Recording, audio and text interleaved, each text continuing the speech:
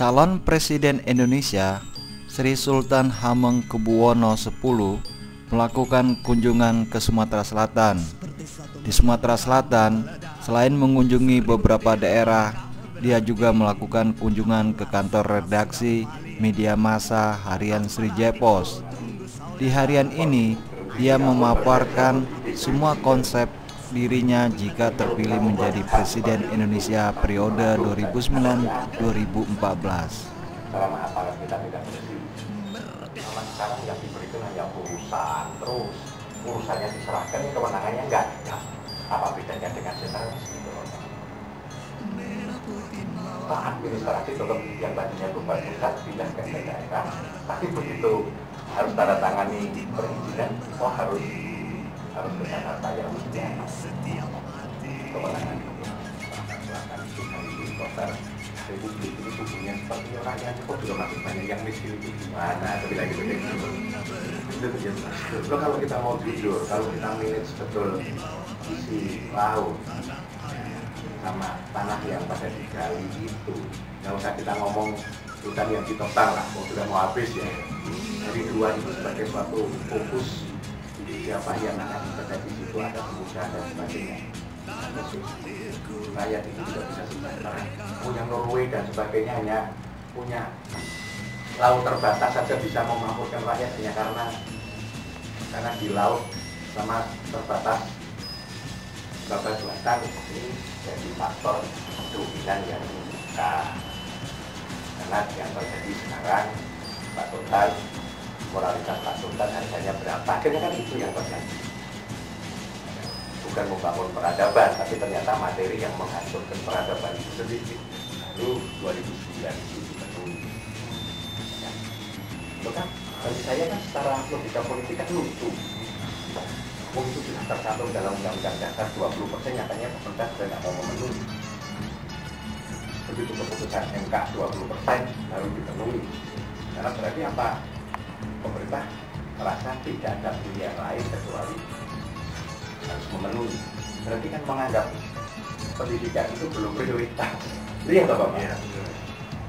Ya kalau memang pendidikan itu memang mencerdaskan bangsa itu jadi prioritas, begitu bunyi Undang-Undang Dasar 20%, ya yang lain harus dikalahkan.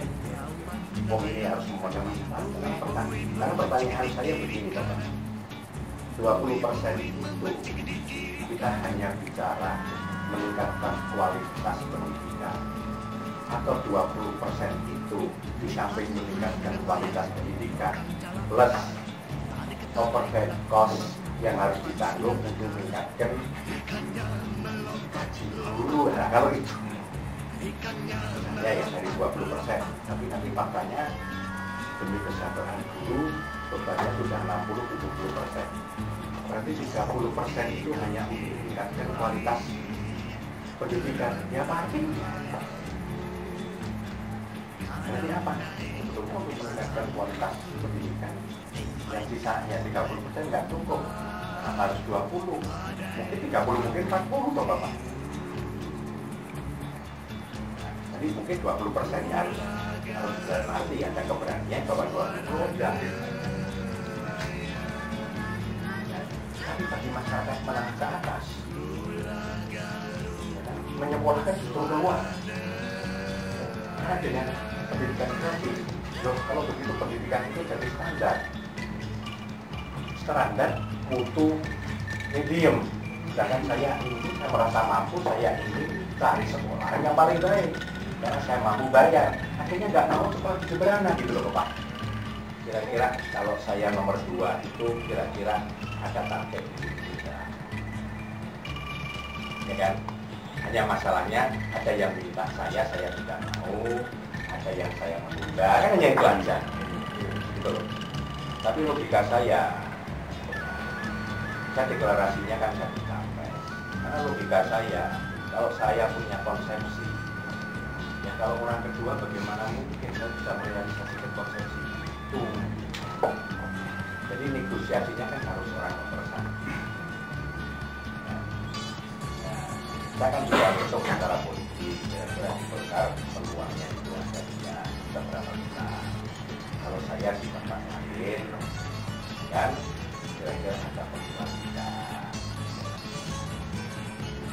Sekarang pertanyaan saya sebetulnya, apapun keadaan itu terjadi di Amerika, politisi kan tidak hanya bisa memprediksi apa yang sebetulnya dibicarakan antara Pak Sultan sama Ibu Mega yang bertemu dua orang. Yang masalahnya di situ. Lihat apa? Kan itu masalahnya gitu loh. Ya kira-kira ya, untuk sementara ini ya itu.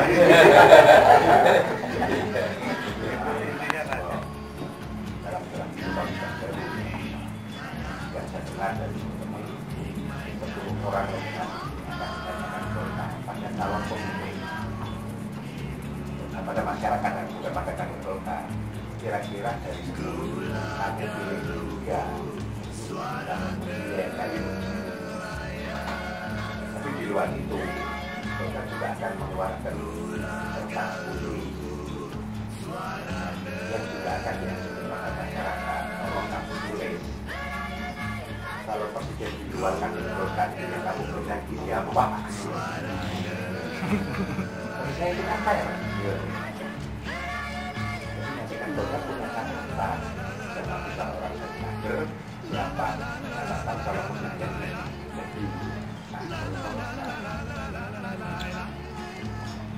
nanti itu diolah lagi, ya kan? Ditanyakan sama masyarakat. Nah kalau perolehan suara Golkar tidak mencapai ketentuan 20-25% kan harus koalisi. Nah koalisi ini kan juga berhak untuk menyatakan sepakat tidak dengan calon-calon yang sudah dinominasi, yang mengkerucut itu nggak bisa hanya satu terus kalau nggak mau harus ini kan nggak bisa. Ya kan? Itu sepertinya ketentuan seperti itu. Mekanisme. Jadi sebetulnya nggak ada DPD yang bisa mengatakan bahwa ada calon presiden, itu nggak ada. Kalau itu yang terjadi belum oleh Pak Nasus, yang sebetulnya melanggar konsensus Rapimnas sendiri. Apa? Harus nanti istri saya pun, anak saya pun harus bisa nyupir semua. Percuma kalau kamu nggak bisa nyupir mobil maupun pakai sepeda motor, berarti tidak mati. Karena masyarakat memerlukan pada kontak sama bumi.